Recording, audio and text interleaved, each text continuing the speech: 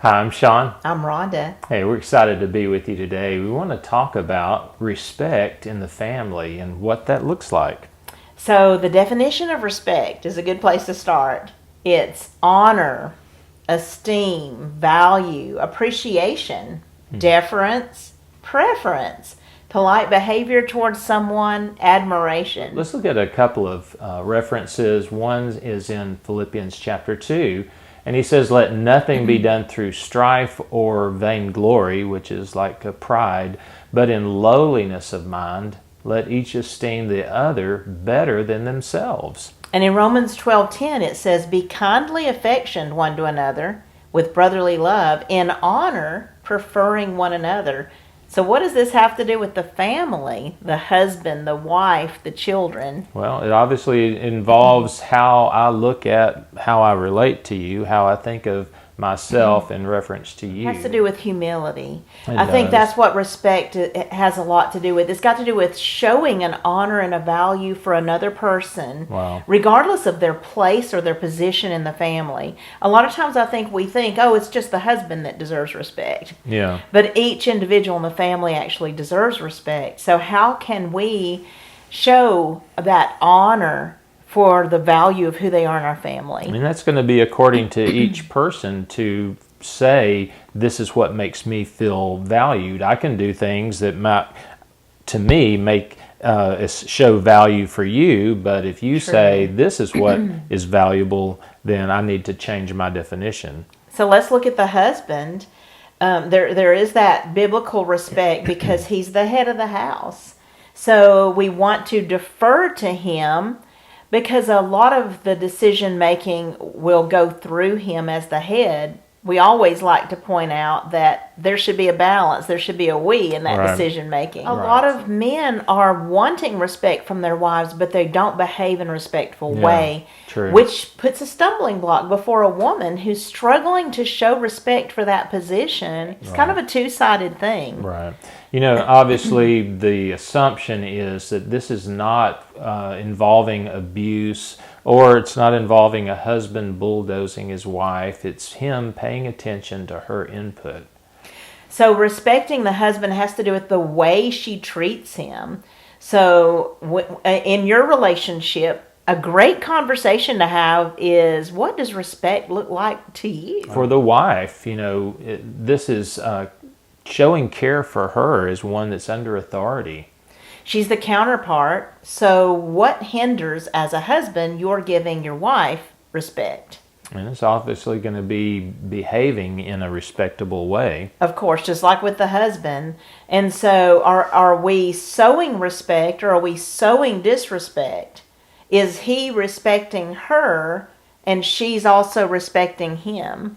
You know, a wife is going to be needing her husband to be cleaving to her. And that's what it says in Genesis, is to never stop chasing, to cleave. The husband would leave his father and mother and cleave to his wife. Can you imagine decision making being made from that context? He's making decisions as he pursues and sticks to her like glue. You know, too, when you look at that God made both male and female in his image, that both the male and the female attributes are representing God, and it's not just male that represents and reflects God. So what about respecting our children as another part of the family that deserves respect?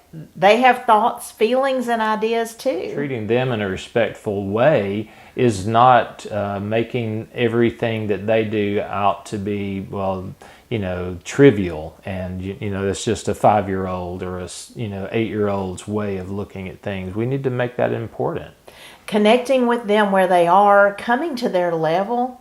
Teens and adults allowing a certain amount of decision making as they develop their ability to do so. Even if they fall on their face, we're still giving them the freedom and liberty to make decisions, even if they have a negative outcome. Allowing them to grow into personal relationship with God. Whether we're talking about the husband, the wife, or the children, we want to be careful in the way we approach, the way we are approached, the way we speak, our tone of voice and facial expressions. All of these things play into disrespectful or respectful behavior. Yeah. Let's look at the area of showing respect to yourself. And this is going to be you recognizing that God, as a believer, God is inside of you and being conscious of His presence in you, and versus being carnally minded, which is having more of a focus on fleshly things, carnal things. We're made in God's image, and our righteousness is from Him.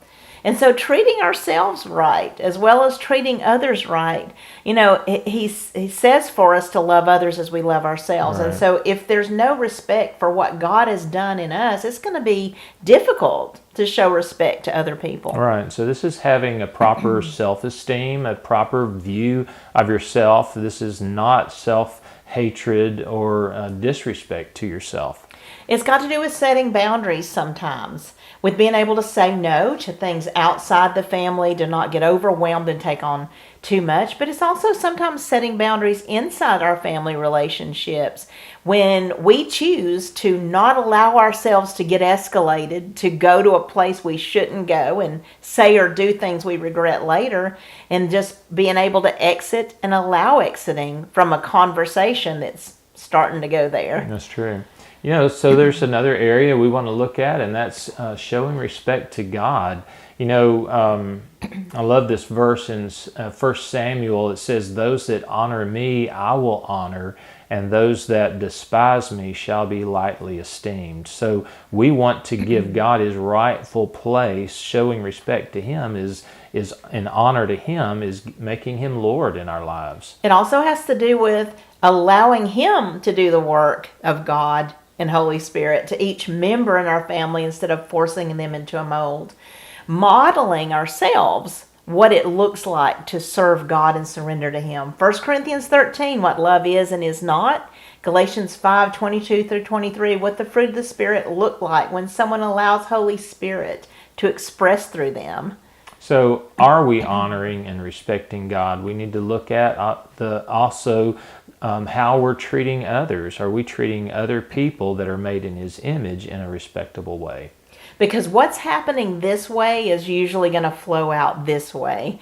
And so the way we're interacting with God, when it has to do with respect, could be influencing the way we're interacting with giving and receiving respect with others. So we ultimately need to be looking for honor from God and not honor from man. It's one thing as we look over all of these areas, that we can be showing respect and honor to those to whom honor is due.